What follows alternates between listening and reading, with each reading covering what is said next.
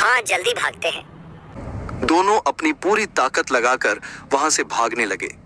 पीछे से बूढ़ी औरत जोर जोर से चिल्ला रही थी, रुको रुको, तुम लोग मुझसे बच नहीं सकते। भागते भागते दोनों को एक बैलगाड़ी दिखी जिसमें एक बुजुर्ग चाचा बैठे थे। चाचा ने पूछा, बच्चों, तुम लोग इतनी घबराए हुए क्यों हो? अजय ने हांफते हुए कहा, चाचा हमें जल्दी से यहाँ से ले चलिए।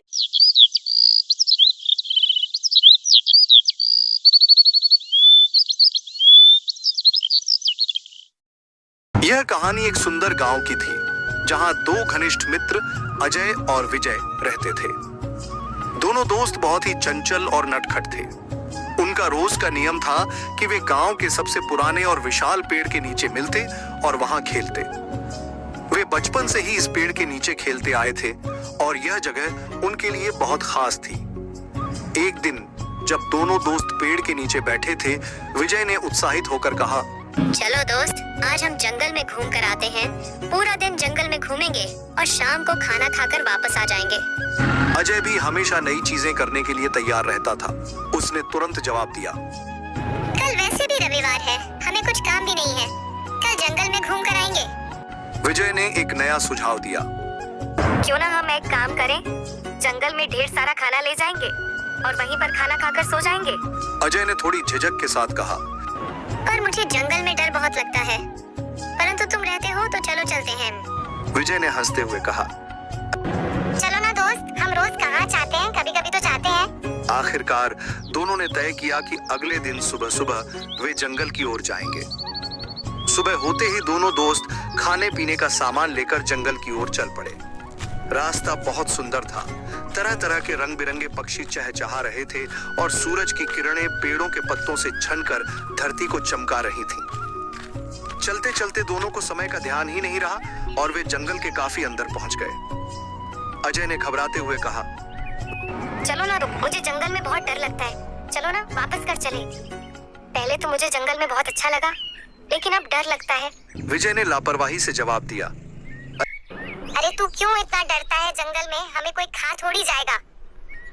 अनजान रास्ता और डरावनी रात। धीरे धीरे अंधेरा होने लगा। दोनों को एहसास हुआ कि वे रास्ता भटक चुके हैं। अजय चिंतित होकर बोला, दोस्त, हमें कहीं रास्ता नहीं मिल रहा, अब क्या करें? विजय ने भी डरते हुए कहा, अब हमें यही कहीं रात गुजारनी होगी। तभी उन्होंने देखा कि पास में एक विशाल पेड़ था।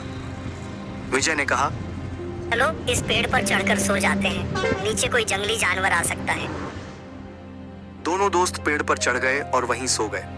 लेकिन रात में अजीब अजीब आवाजें आने लगीं। कहीं सियारों की डरावनी आवाजें तो कहीं दूर कुत्तों के भौंकने की गूंज। अजय डरते हुए बोला, जय, मुझे बहुत डर लग रहा है।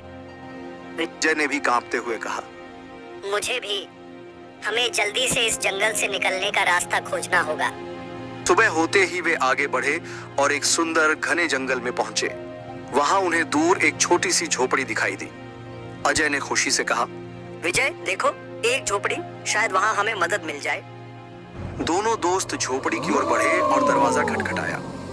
अंदर से एक बूढ़ी औरत निकली और हंसकर बोली, आओ बच्चों, अंदर आ जाओ। जंगल में खो गए हो क्या?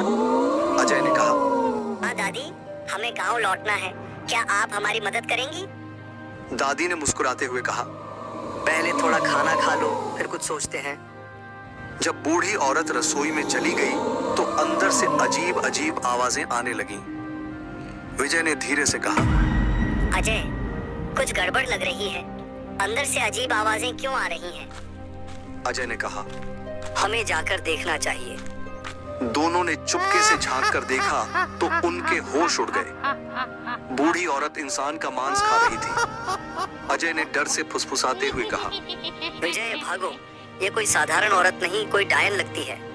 विजय ने भी बिना कुछ सोचे कहा, हाँ जल्दी भागते हैं। दोनों अपनी पूरी ताकत लगाकर वहां से भागने लगे। पीछे से बूढ़ी औरत जोर जोर से चिल्ला रही थी, रुको रुको, तुम लोग मुझसे बच नहीं सकते। भागते भागते दोनों को एक बैलगाड़ी दिखी जिसमें एक बुजुर्ग चाचा बैठे थे। चाचा ने पूछा, बच्चों, तुम लोग इतनी घबराए हुए क्यों हो? अजय ने हांफते हुए कहा, चाचा, हमें जल्दी से यहाँ से ले चलिए, हमारे पीछे एक डरावनी औरत पड़ी है। चाचा ने उन्हें बैलगाड़ी में बिठाया और कहा, डरो मत बेटा, अब तुम सुरक्षित हो। थोड़ी देर बाद चाचा उन्हें अपने घर ले गए और उन्हें आराम करने को कहा।